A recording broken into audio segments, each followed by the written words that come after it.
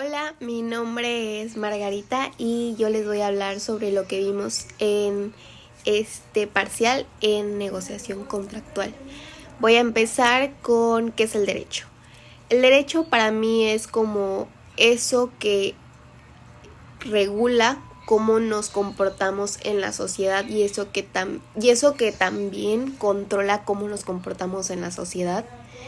Siento que es como eso que te dice qué deberes tienes, qué normas tienes que acatar, y puede ser tan básico como qué merezco o qué tengo al ser un individuo, ya sea desde un nombre, casa, y cosas tan básicas a cosas que pueden ser un poco más complicadas. Bueno, ¿y quién se encarga de regular o salvaguardar, por así decir, nuestro derecho? La Carta Magna, la Ley Suprema o la Constitución, como ustedes quieran decirle. Esta fue creada en 1917 y tiene 136 artículos y se divide en dos, dogmática y orgánica. Pero antes de correr, tengo que caminar. Entonces, ¿qué hace esta Carta Magna?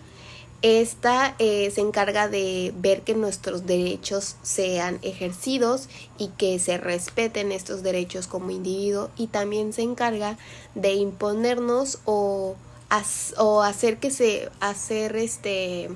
nosotros cumplamos nuestros deberes en la sociedad. Esto por medio de nuestra conducta en la sociedad. Les quiero hablar sobre las fuentes formales del derecho, que son 5. Legislación, jurisprudencia, costumbres, principios generales del derecho y normas individualizadas. Okay. Y continuando con el tema del derecho, el derecho se divide en dos. Se divide en público y en privado. El público es el Estado versus particular y el privado es particular versus particular. El público puede ser el derecho penal, el derecho fiscal, el derecho administrativo, el constitucional, y el privado puede ser el civil, el mercantil, el derecho internacional, pero una cualidad del derecho internacional es que puede ser público o puede ser privado. Ok, cambiando un poquito de tema, vamos a ver qué es un contrato. Un contrato básicamente es como un acuerdo mutuo entre dos o más personas y lo considero una herramienta fundamental para la previsión del futuro sobre cierta situación. Por eso es importante que el contrato siempre tenga su validez técnica y jurídica, porque es importante como establecer por escrito y no dejarse guiar como las palabras de que sí, te paso esto y esto y me das esa propiedad. No, tiene que estar como estipulado, escrito y que ambas personas estén de acuerdo. Por eso lo considero como un acuerdo mutuo entre dos o más personas y por eso es importante la validez de este.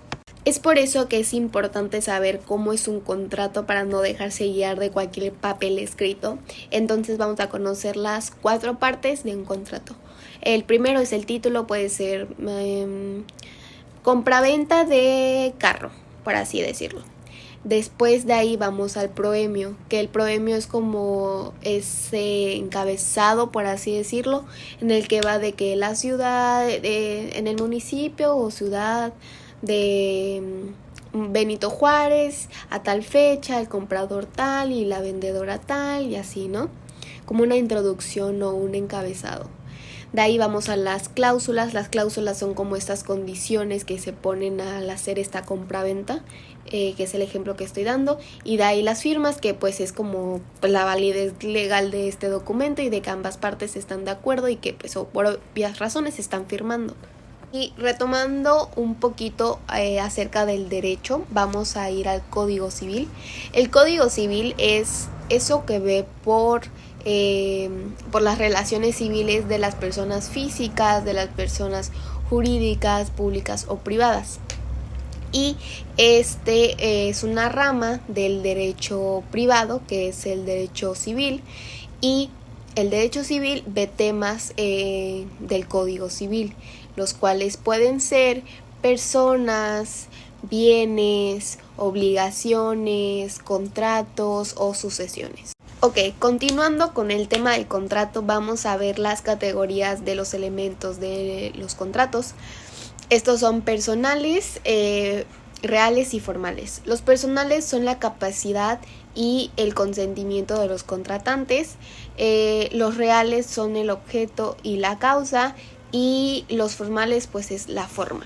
Ok, pero voy a hablar como de cada uno más específico para saber de qué estoy hablando. La capacidad es básicamente que ambas partes tengan el derecho de ese acuerdo pactado. Es decir, este derecho se puede clasificar en dos, puede ser capacidad de goce o capacidad de ejercicio. Capacidad de goce es que yo tenga el derecho de esa propiedad, es decir, que si yo estoy en algo de compra-venta, yo no te puedo estar vendiendo el carro de mi hermana porque yo no tengo el derecho de esa propiedad. Y la capacidad de ejercicio es que yo tenga el derecho de ciertos o de todos los actos jurídicos. Pasando a otro elemento fundamental del contrato es el consentimiento. Básicamente es que tú estés de manera libre y voluntaria aceptando ese acuerdo, y el consentimiento puede ser anulado por situaciones de intimidación, de dolo, que puede ser fraude, violencia y equivocación. Existe una clasificación de los contratos que pueden ser transmisores de propiedad, transmisores de uso, preparatorios, mercantiles, bursátiles, entre otros. Y ya para cerrar, vamos a ver qué es un contrato turístico. Un contrato turístico igual es un acuerdo mutuo entre un usuario y un turista, en el que este usuario está comprometido, o más bien obligado, a dar este bien o servicio, y el turista o el comprador está obligado a pagar por este bien o servicio que se le está dando. Y ya con eso cierro. Espero que me haya dado a entender y que se haya entendido todo. Y pues sería todo de mi parte. Gracias y buen día, profe.